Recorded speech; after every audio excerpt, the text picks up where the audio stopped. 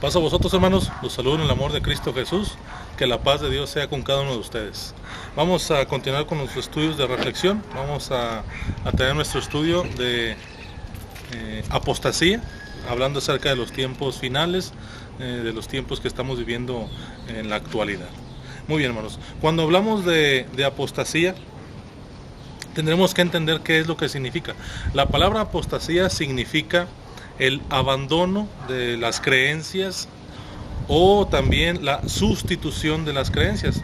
Se puede entender que es el abandono o la sustitución consciente de las creencias o las prácticas, o incluso también de las personas. Se puede sustituir a una persona por otra. Entonces, cuando hablamos de apostasía, hablamos de esa acción consciente de abandonar o de sustituir la fe, las creencias que se tienen. Algunos ejemplos de la Escritura. Cuando hablamos de apostasía, tendremos que ir siempre a la carta a los Gálatas, en el capítulo 3, del verso 1 al verso 3. Vamos a ver qué dice el apóstol Pablo. Dice así: Oh Gálatas insensatos, ¿quién os fascinó para no obedecer a la verdad? A vosotros, ante cuyos ojos Jesucristo fue ya presentado claramente entre vosotros como crucificado. Esto solo quiero saber de vosotros: ¿recibisteis el Espíritu por las obras de la ley o por oír con fe? ¿Tan necios sois? Habiendo comenzado por el Espíritu, ¿ahora vais a acabar por la carne? Amén. Muy bien. ¿Qué es lo que está sucediendo con el apóstol Pablo en la carta a los Gálatas? La carta a los Gálatas se vuelve una carta por excelencia de una lucha contra la apostasía. ¿Qué era lo que estaba viviendo la iglesia de Galacia? En aquellos tiempos había ciertos participantes de la nueva fe que eran judíos, y ellos en su enseñanza explicaban o daban a entender que la cristiandad o la nueva fe tenía que ser una rama del judaísmo, y estaban enseñando que hacía falta la circuncisión, que hacía falta continuar con los ritos de Moisés, y eso para el apóstol Pablo fue una señal alarmante, porque en cierto sentido se estaba cayendo en una sustitución de la fe verdadera y un abandono, por lo tanto, de la misma. Entonces tendremos que entender que tanto la iglesia primitiva como nuestra iglesia actual puede sufrir ese peligro de abandonar o sustituir la fe verdadera por ideas humanas. En el Antiguo Testamento encontramos en Isaías capítulo 5 verso 20 una fuerte queja hacia el pueblo de Israel, cuando Isaías les dice ustedes a lo malo le dicen bueno y a lo bueno le dicen malo. De ahí podemos entender que la apostasía, el abandono de la fe o la sustitución de las creencias, se ha manifestado en el pueblo de Dios desde el Antiguo Testamento, el Nuevo Testamento, y también en nuestra iglesia a nivel actual. Muy bien, aquí podremos hacer una pregunta: ¿por qué se abandona o se sustituye la fe? Aquel creyente que se acerca a la fe, a la comunidad de la fe, pero no lo hace de la manera correcta, terminará por apostatar de la fe. Vamos a dar algún ejemplo. Por ejemplo, hermanos, hay quienes se han acercado a la fe por la predicación. Han escuchado la predicación, les ha gustado y se han acercado a la fe, pero cuando no nos tomamos de la fe de la manera correcta, eso mismo que nos atrajo a nosotros, a la comunidad, es exactamente lo mismo que nos va a alejar de ella. ¿A qué me refiero con esto? Por ejemplo, hay quien se acerque a la comunidad de la fe por la predicación que ha escuchado, por la predicación que le ha llamado la atención, pero también esa misma predicación, cuando ya confronta su vida, es la misma predicación la que lo aleja de la fe. ¿Por qué? Porque no se ha abrazado de la fe de la manera correcta, o no se ha abrazado de Jesucristo. También podemos decir, como otro ejemplo, hay quienes se acercan a la comunidad de la fe por un pastor. a lo mejor conoció a un pastor carismático con ciertas formas que le agradaron, pero ese mismo actuar del pastor ya más adelante es eso mismo lo que los aleja. ¿A qué me estoy refiriendo con esto? Aquel que se acerca a la comunidad de la fe, pero no lo hace tomándose de la enseñanza de Cristo Jesús y solamente en la persona de Cristo Jesús, tarde que temprano se alejará, por eso mismo que al parecer lo acercó. Por eso, hermanos, en el Evangelio de Mateo capítulo 12, verso 31, encontramos un texto muy importante, que es lo que se conoce como la blasfemia contra el Espíritu Santo. Acuérdense, la apostasía es abandonar la fe o sustituir la fe por alguna otra creencia. Cuando hablamos de la blasfemia contra el Espíritu Santo, nos ubicamos en Mateo capítulo 12, verso 31, que dice así: Por tanto os digo, todo pecado y blasfemia será perdonado a los hombres, mas la blasfemia contra el Espíritu Santo, dice, no le será perdonada. ¿Qué estaba pasando en esta porción del Evangelio?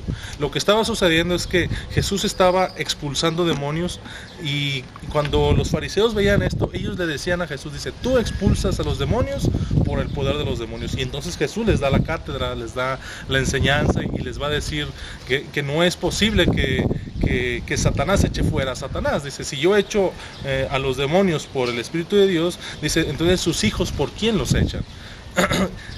¿Qué es lo que está pasando aquí? Está pasando que se estaba cayendo en el error de darle a Satanás, al enemigo, las virtudes de Dios. Entonces por eso dice Jesús, la blasfemia contra el Espíritu Santo o la sustitución del actuar de Dios por el actuar de Satanás, es esa blasfemia la que no tiene perdón, y dice algunas versiones, dice ni en este siglo ni en el venidero. Entonces de ahí la importancia de que identifiquemos la apostasía como ese abandono, esa sustitución de la fe, como un pecado muy grande que la iglesia o el creyente en el cual puede caer.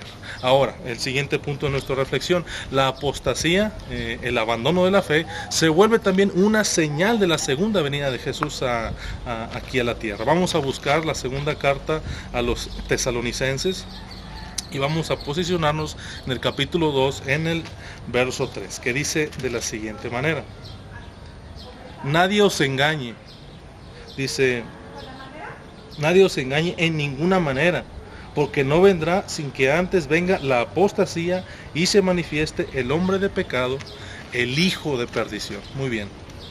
La apostasía es el abandono, ya lo hemos repetido, el abandono o la sustitución de la fe.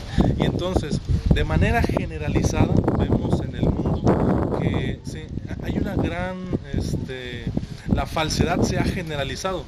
Tenemos falsos maestros, tenemos falsos cristos, y en medida de que vaya avanzando la apostasía, estaremos viendo falsas iglesias, estaremos viendo falsos creyentes, falsos ministerios, falsos liderazgos. Entonces la apostasía, conforme vaya avanzando el tiempo, estos tiempos finales, se irá incrementando en gran manera. Ahora podemos ver que hay apostasía en las iglesias, hay un abandono consciente de la fe.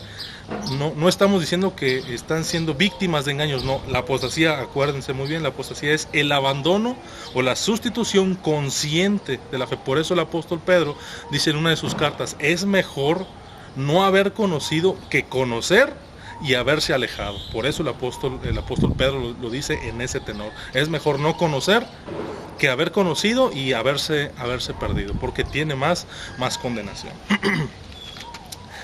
Entonces, la apostasía que hoy estamos viendo en las iglesias no se compara con lo que ha de venir. Y esta es una señal de la segunda venida, porque la señal de la apostasía está unida prácticamente a la manifestación de la figura, el poder o el movimiento que llamamos anticristo. ¿Qué quiere decir? Viene el apóstata, el apóstata máximo. El profeta Daniel dice, aquel que se sienta en el lugar de Dios y se considera como Dios mismo.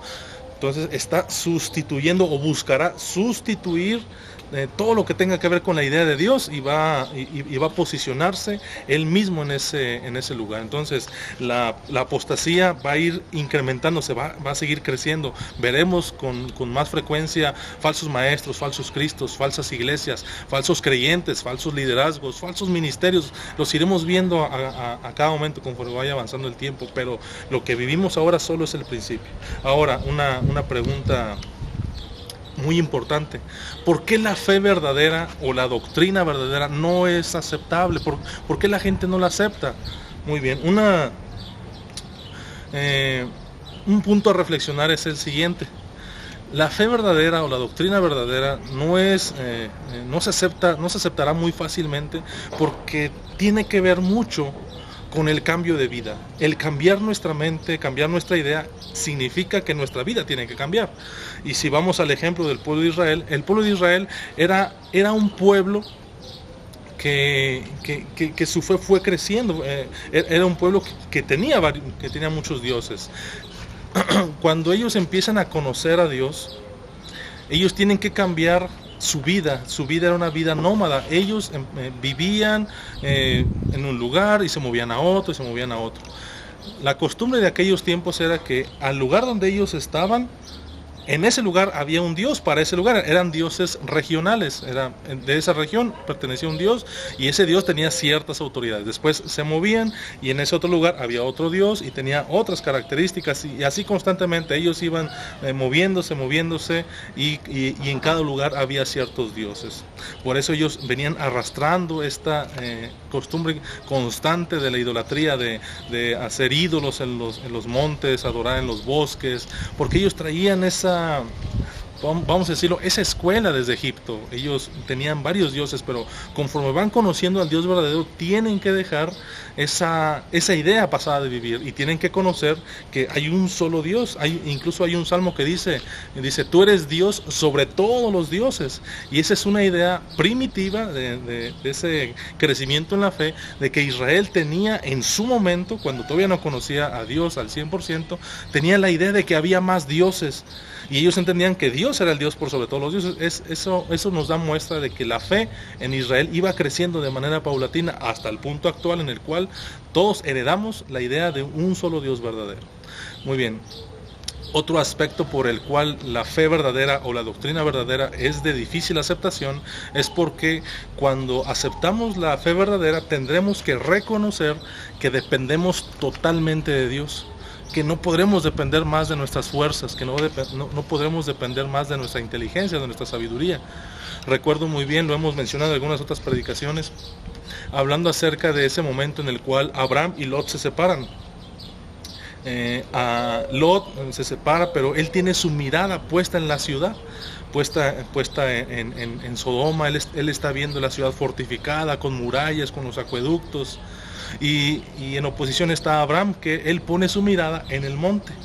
Entonces Lot decide buscar la seguridad de una ciudad, de unas murallas, de un ejército, de un acueducto, de casas edificadas, y Abraham por contrario, él busca ese espacio con Dios, esa dependencia de Dios. Entonces en este sentido, la fe verdadera o la doctrina verdadera no es de muy fácil aceptación. ¿Por qué? Porque implica un cambio de vida, porque implica que no podremos más depender de nosotros, de nuestras fuerzas, sino que tendremos que depender de Dios y abandonarnos en Dios. Y otro de los aspectos también es que hay ciertos tiempos en la historia del hombre que son proclives a la apostasía.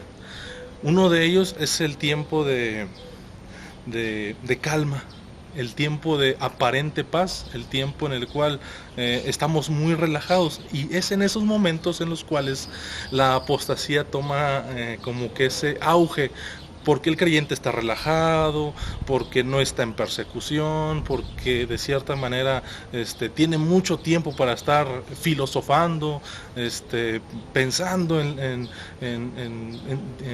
discusiones teológicas, y ese momento de aparente paz abona a la apostasía, abona a este momento en el cual la gente decide por conciencia propia abandonar la fe.